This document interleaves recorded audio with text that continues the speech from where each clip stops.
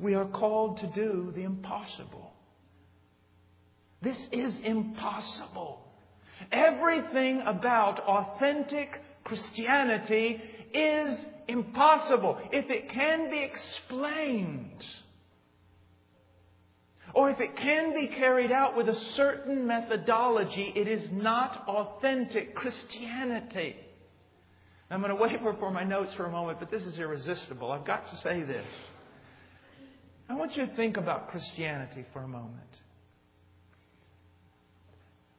One of the greatest proofs that Christianity is true is that it continued beyond the first century.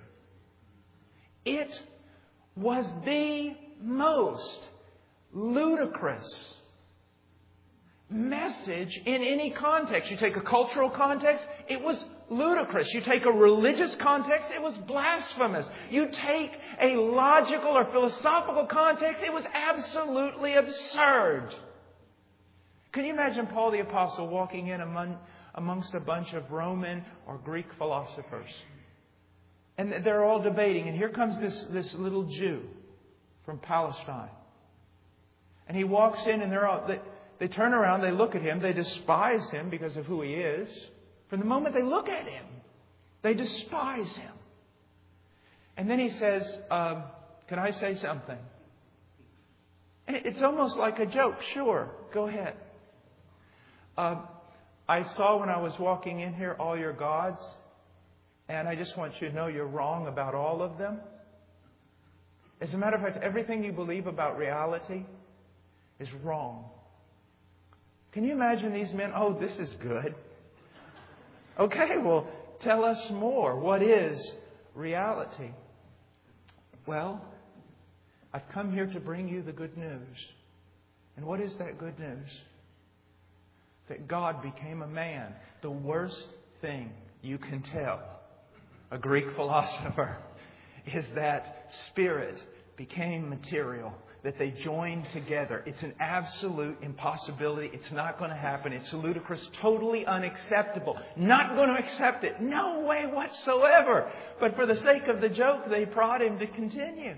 God became a man. Yes, he was born. Well, who was his mother? It's a Jewish girl named Mary. Well, who was the dad? Well, he didn't have one. Oh, this just keeps getting better. He didn't have a dad. Well, this Jewish girl, I suppose she was the princess of all of Israel. Well, no, she's a very, very poor girl. And so this God became a man, born through her, no father, and I guess then what happened? Well, he became a carpenter, a contractor of sorts. And then when he was around 30 years old, he presented himself to Israel. And I suppose then they said, well, all of Israel just bowed down and worshipped him, accepted him as their great king. We haven't heard news of this. No, as a matter of fact, they didn't. They crucified him as a demon-possessed crazy man and a blasphemer. And Rome as a traitor. Oh, and he's God? Yes. And on the third day, he rose again from the dead. Well, you believe this very strongly, Paul. Well, how many people saw it? Not many. He didn't appear to all of Israel. He just appeared to some of us. And some of us out of time. And where is he now, Paul? Well, he ascended up into heaven. To do what? To sit down at the right hand of God. So what should we make of this, Paul? Oh, well, what you've got to realize is Caesar isn't Lord. Jesus is. And not only Lord of Rome and Israel, but of every kingdom on this earth. He is a stone cut without hands that have been thrown down upon the nations. He's King of kings and Lord of lords, and one day He will come back and judge the living and the dead. I want you to know that's the most preposterous thing that He could have told those people. And yet some of them followed Him out. Why did they follow Him out?